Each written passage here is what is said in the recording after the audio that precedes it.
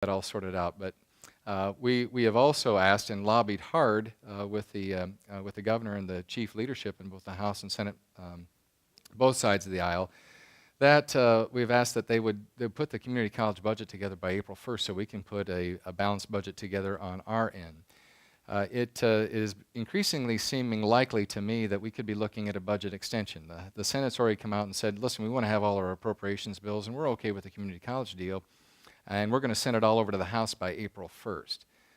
And the House is signaling that they're not going to be overly excited to move that along too rapidly. They want to have some discussion. Lots of games being played now that are political in nature.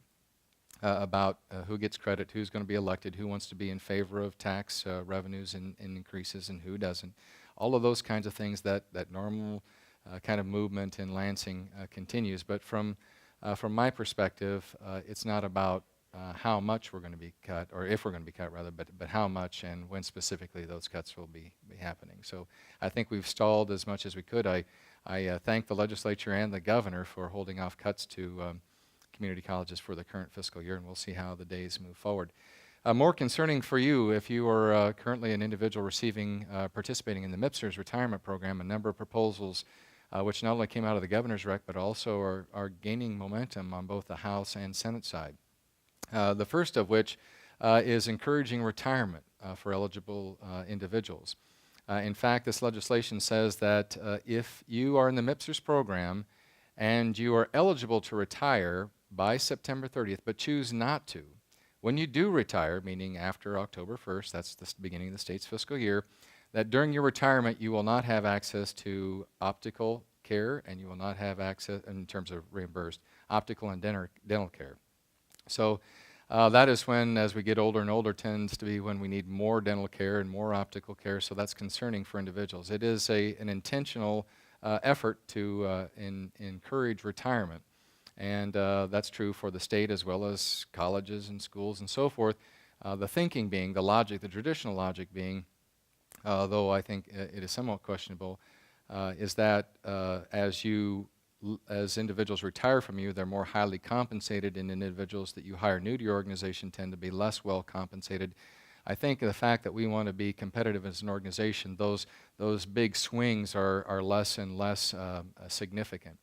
But still, the legislation, or the proposed legislation through the governor's rec, is there. As I said, it continues to move through the House and Senate. There are some debates that are being covered right now, some saying about the timing. This is just too quick. What about those faculty who have to sign contracts and start, and this is implemented starting September 30th? How are we going to work that out? So there's some discussion that if enacted, and if the legislation carries it, there could be a provision to allow the possibility for local boards to make a determination for a one-year extension. So we'll see how that goes. Also, it includes a provision that individuals who are currently in an instructional capacity could come back and teach at a 50% level if they were interested in doing so.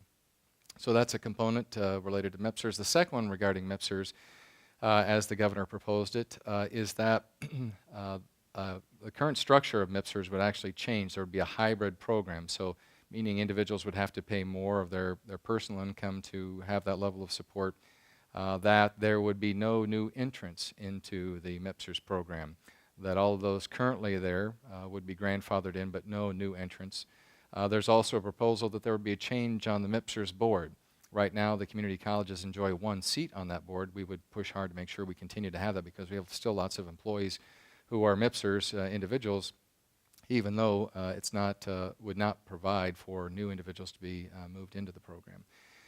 And I think there are a few other nuances, but that's essentially it. And then lastly, a requirement that individuals who continue to participate in the MIPSERS retirement program would do so at a higher rate. So they would see an effective reduction in their take-home pay by the amount of required increase for MIPSERS, which would be an additional 3%. So effectively making it a 20% participation for all individuals who are under the MIPSERS retirement program.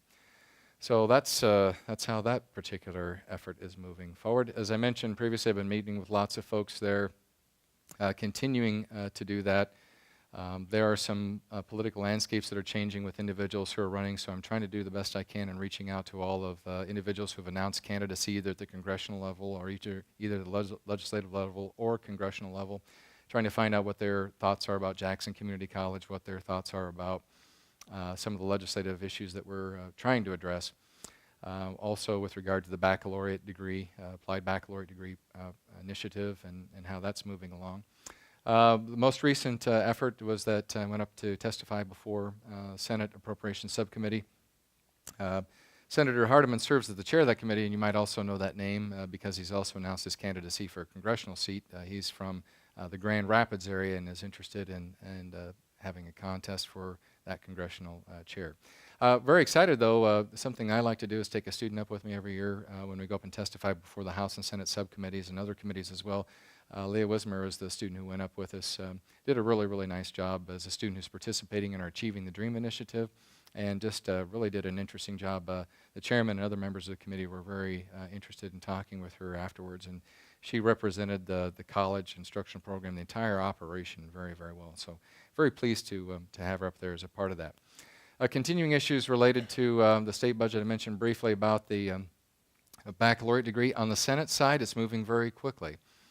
We have moved out of the Senate subcommittee, and it should be considered by the full Senate sometime within the next week or two.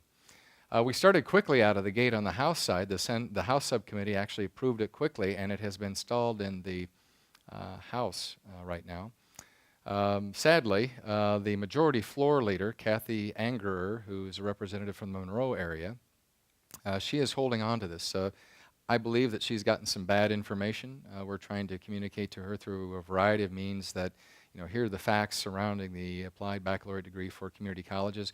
Recall the particular targets are nursing, culinary arts, cement technology, and also maritime technology.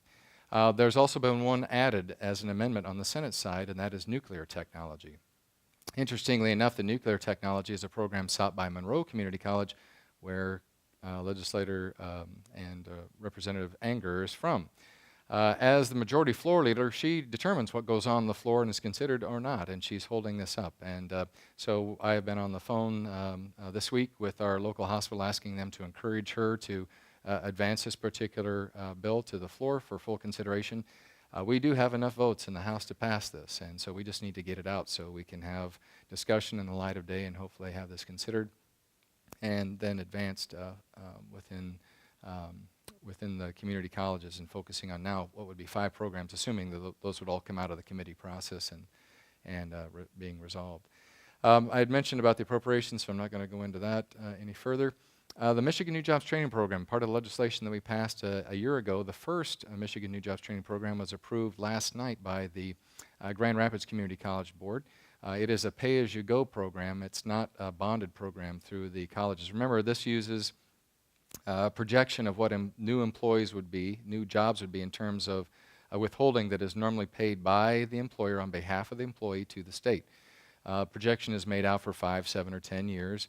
And based on what that pro forma looks like, those revenues are diverted to the community college to either retire either debt that the college has taken on or through their own in-house funding mechanism, and those are retired. There is an admin fee that the college gets for managing the project, providing the training to the organization, and the company gets credit for having made the payments to the state. The notion there is that these jobs will be around for a long time, and after the life cycle of this Michigan New Jobs Training Program has concluded, then those revenues would flow into the state and add to their overall GFGP budget. The project up in